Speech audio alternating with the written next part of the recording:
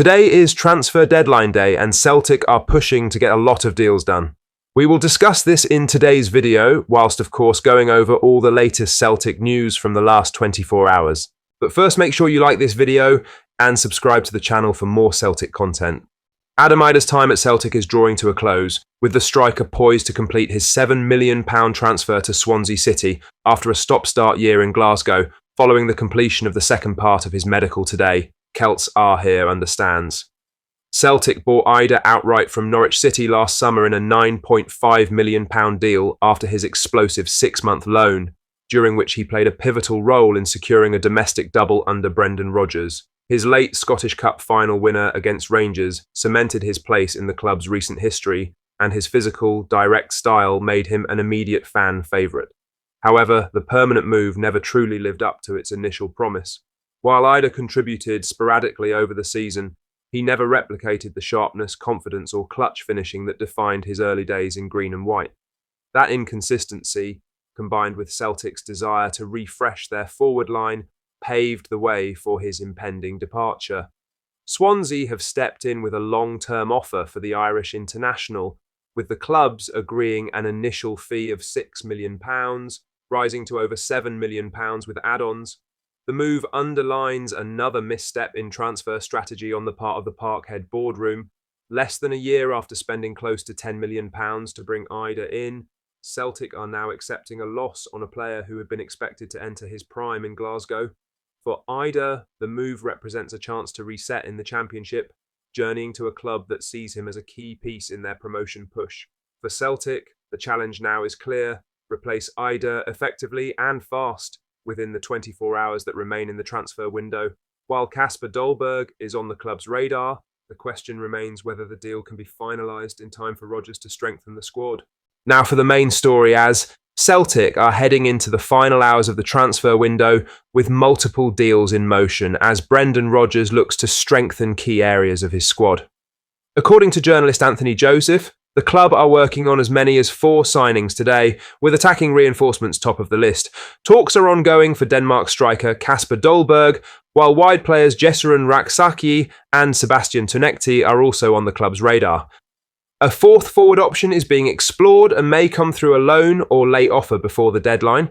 Rodgers made it clear following Sunday's 0-0 draw at Ibrox that his side lacked the pace and creativity needed to break teams down. With Celtic failing to register a shot on target until well after the hour mark, urgency has grown around bringing in players who can make a difference in the final third. On the outgoing front, Idah is on the verge of joining Swansea City in a £7 million deal. The Irish striker is currently in Wales completing the final stages of his medical, and an official announcement is expected shortly. Idah made a strong impression during his loan spell at Parkhead, but now looks set for a fresh start in the Championship. Hyeon-gyu is also close to the exit door. The South Korean winger is awaiting Celtic's approval to travel to Birmingham City, where a £3 million+ move is lined up. Talks have progressed, and only final confirmation is needed to wrap up the deal. Defenders Hayato Inamura and Stephen Welsh could also depart before the window shuts, with both players attracting loan interest. With time ticking down, Celtic's recruitment team are under pressure to deliver. The next few hours will be crucial in shaping Rodgers' squad for the season ahead. In other news, with deadline day fast approaching, Celtic are bracing themselves for a frantic finish to the window, and the latest name in the mix is Crystal Palace winger Jesurun Rak-Sakyi. Sky Sports report both Celtic and Rangers have lodged loan offers today for the 22-year-old, while Leicester City have also entered the race. French side Lyon are understood to be monitoring developments, adding further competition for his signature. Rak-Sakyi, born in Southwark in 2002, has been highly regarded within the Palace setup since arriving from Chelsea's youth ranks in 2019. A left-footed right winger, he has shown versatility across the front line, also operating on the left and in right midfield. His most productive spell to date came on loan at Charlton Athletic during the 2022/23 campaign, where he scored 15 goals and registered 9 assists in 49 games. A subsequent spell at Sheffield United in the Premier League provided top-flight experience, though injury interruptions limited his impact. At international level, Rak-Sakyi has represented England at U20 and U21 levels, scoring once in 5 games for the U20s. and making 2 further appearances for the U21s. With Ghanaian heritage, he remains eligible for both nations at senior level.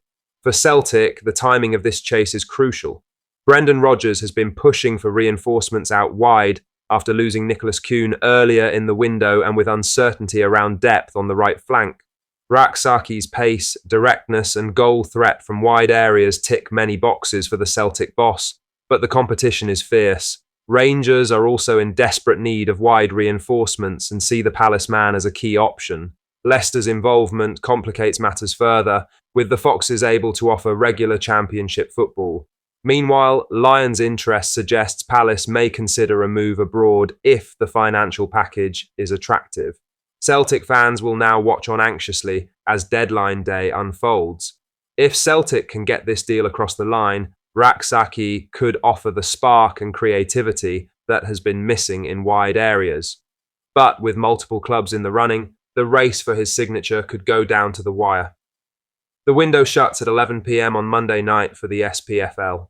In other news, former Celtic striker Hyeon-gyu is on the verge of a major move to the Bundesliga, with journalist Sacha Tavolieri reporting that VfB Stuttgart are set to complete a deal worth €28 million to sign the South Korean forward from Genk. Talks between the Belgian side and Stuttgart are now at an advanced stage, with already travelling to finalise the switch. The 24-year-old is expected to sign a 5-year contract with the German club.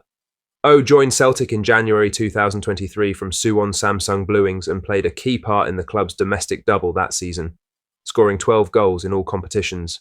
However, after falling down the pecking order, he left Parkhead for Genk in the summer of 2024 in a deal believed to be worth around £2.5 million up front, with performance-related add-ons. Since arriving in Belgium, has rediscovered his form, hitting double figures for Genk and attracting attention across Europe.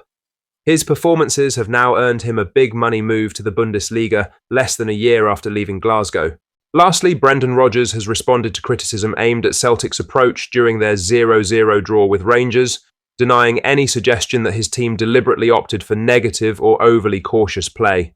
The Irish manager came under fire after a flat attacking display at Ibrox, where critics pointed to the amount of sideways and backward passing as indicative of a conservative game plan.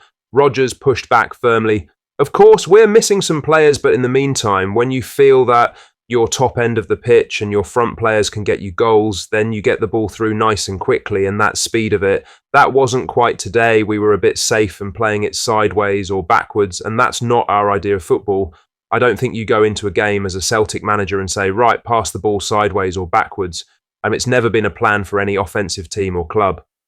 So, no, it definitely wasn't the plan. Rodgers emphasised his vision remains unchanged.